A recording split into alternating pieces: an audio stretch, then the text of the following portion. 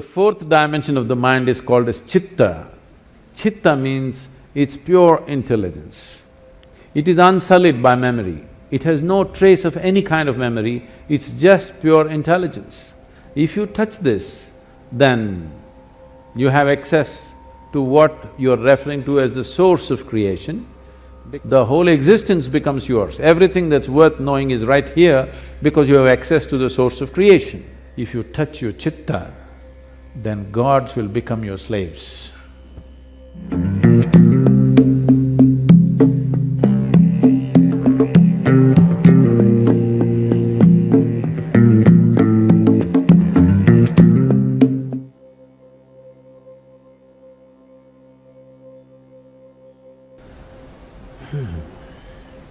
See, the English word mind doesn't say anything because it's just one generic word which does not describe different dimensions of what the mind is.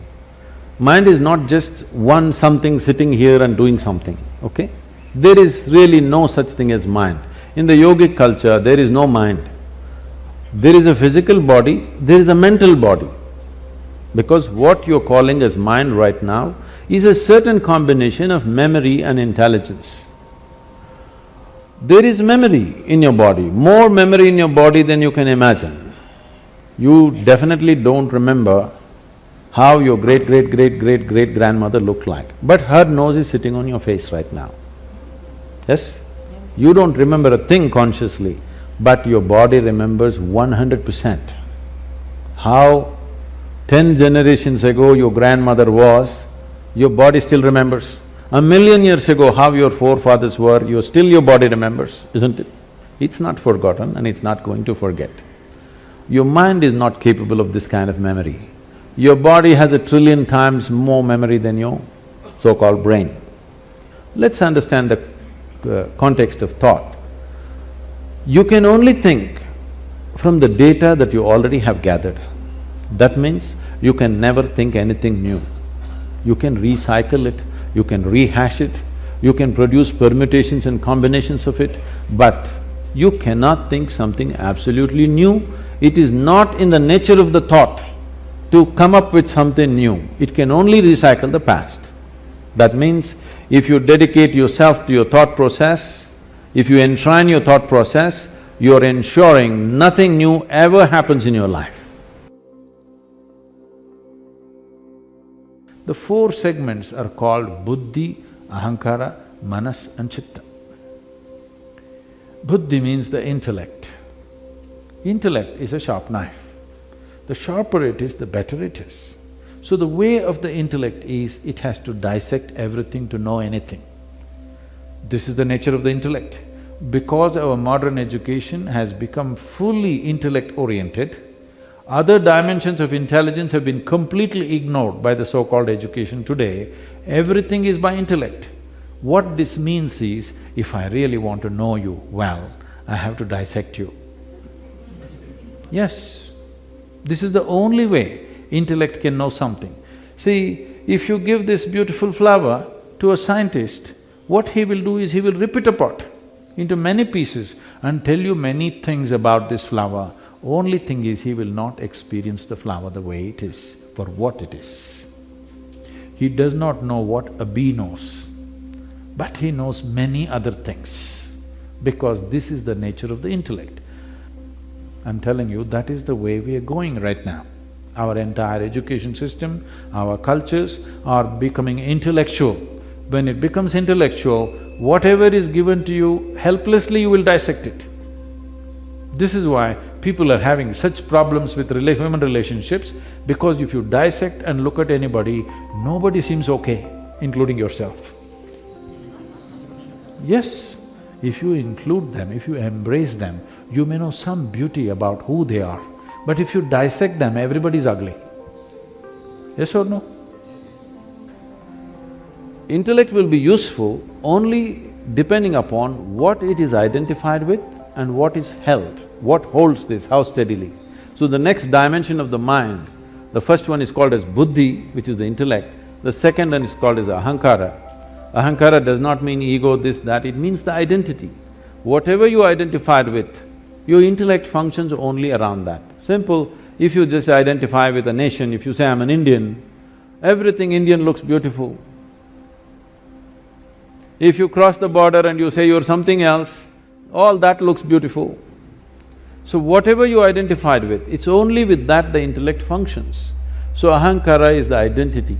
How consciously and how steadily your ahankara has been created will determine the effectiveness of your intellect. Just because it's sharp, it does not mean it'll be effective, because sharp intellect or a sharp knife can cause any amount of damage to you. If you have a sharp knife and you don't have a steady hand, you will cut yourself all over the place. That's all that's happening. Human suffering is just this. You don't know how to hold this intellect in your hand properly. Every day you're cutting yourself. All suffering is on self-help because your own mind causing this to you all the time. No matter what happens, people suffer, whichever way they suffer, because they don't know how to hold this intellect. If you had the mind of an earthworm, you would be quite peaceful. Yes? You're trying to do it in so many ways to reduce the sharpness of the intellect by drink, by drug, by overeating, by doing all kinds of things somehow to take away the sharpness because the damn thing hurts. It hurts not because that's its nature, it hurts because you do not know how to hold it. The next dimension of the mind is called as manas, which is a huge volume of memory. It is not here or there, entire body carries memory. So, manomaya kosha, this is called a huge sack of memory. There are 8 forms of memory. Let me not go into all that, but it is clear there is evolutionary memory. That is, see, if you eat a mango, it goes inside and becomes a male body. If a cow eats a mango, it goes inside the cow and becomes a cow's body. This is because there is a certain type of evolutionary memory in you. If this memory was not strong, suddenly you ate a mango and you could become a monkey one day. Such a thing never happened, ever, to any creature, because the evolutionary memory is so strong and there. It will never wavered for a moment. You may think many things in your mind, but the evolutionary memory never wavered for a moment in your life, isn't it? No matter, even if you ate dog food, you did not become a dog. Yes? The next is a genetic memory. Now, when we say memory, we always think it's here. No. Every cell in your body carries 1 trillion times more memory than your brain is capable of. Do you remember how your great-great-great-great-grandfather looked like? You don't, but his nose is sitting on your face. It is. Million years ago, how your forefathers were, your body still remembers, isn't it? There is a genetic memory. So there is conscious memory, subconscious memory, unconscious memory, many layers of memory, but there is a silo of memory. If the memory and the intellect get delinked, then intellect is no use. Your intellect looks smart only because it's continuously fueled by the memory that you carry. But there's another dimension of intelligence called Chitta, which is unsullied by memory. There's no iota of memory in it, it's pure intelligence. Now, what is memory means is, all your boundaries are set by your memory. Please understand this. You say, this is my country. How? You have fixed your memory like this. You say, this is my body. This body has a structure and a framework only because of the memory it carries, isn't it? Yes or no? You understand what I'm saying? Right now it's taking this human form. Whatever food we put in, it's taking this human form because it has a certain type of memory. Never it's going to become like an elephant. You can try, but people try, but it doesn't work because there is a proper structure or boundary of memory. Your ideas of every kind of boundary is only fixed by the memory that you carry, but there is an intelligence within you where there is no memory.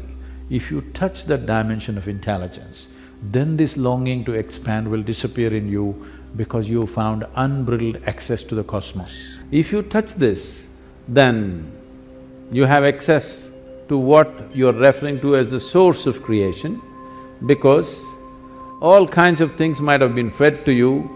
God is this, God is love, God is compassion, God is kind, whatever. But nobody told you God is intelligence, all right? All these things have been made up because whatever somebody is deprived of, they will attribute that quality to their idea of God. Your ideas of God have come only because you do not know how this whole creation happened. Because you don't have an answer, you made it up. Because you're a human being, you said a big human being is sitting up there. Oh, how can you do all this? If somebody asks, he has 10 hands, so he does lot of things, not like you.